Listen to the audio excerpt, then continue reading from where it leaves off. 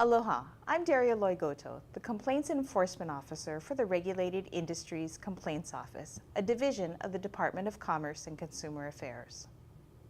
When you're finished watching this, you should know why it is important to hire a licensed contractor, understand what kind of a contractor you may need, what to beware of, how do I know if my contractor is licensed, hiring a handyman for odd jobs, and top 10 tips for hiring a contractor. In Hawaii, there are 3 types of contractors. General engineering contractors. General engineering contractors have specialized engineering knowledge and skill. If your project has drainage or flood control issues, you may need to consult a general engineering contractor.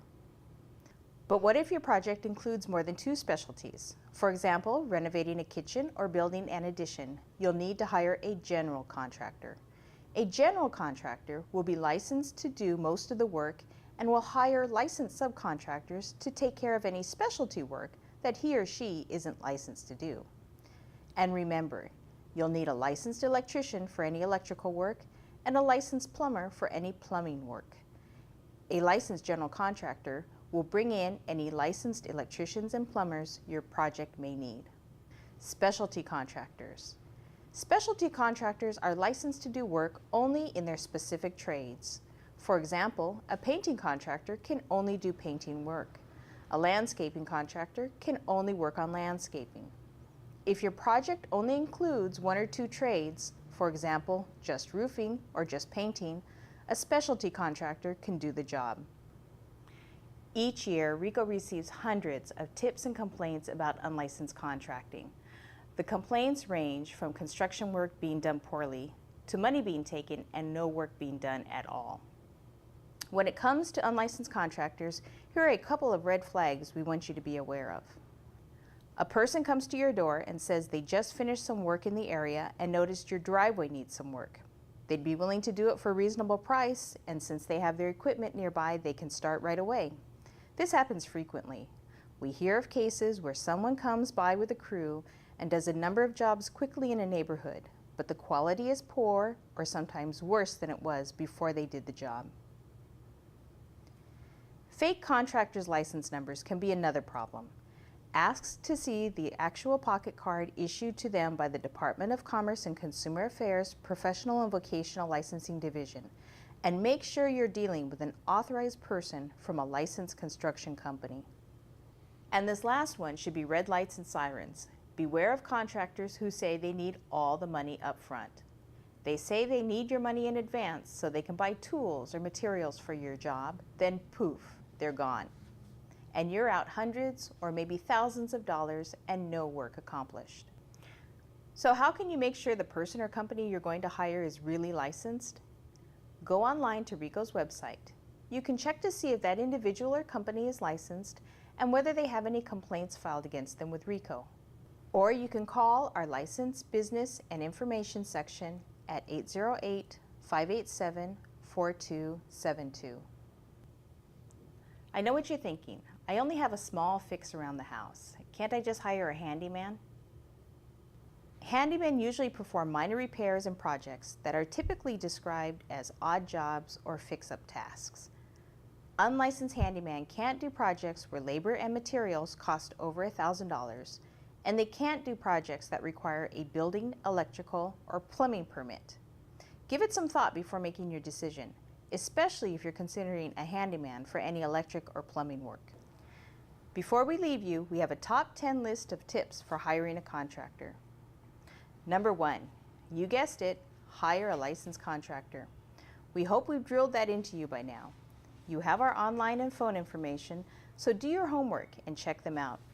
Social media sites are not bad references, but make sure you check our site at a minimum. Number 2, know how much you can spend. Get a budget down on paper and make sure you factor in some extra funds, because you never know when something might pop up while the contractor is knocking down a wall or digging in your yard. There may be an unexpected find that needs to be dealt with. Number 3, shop around. Get at least 3 bids, and make sure the bids and estimates are based on the same work and materials. Granite countertops will cost more than laminate. Double wall construction is more expensive than single wall.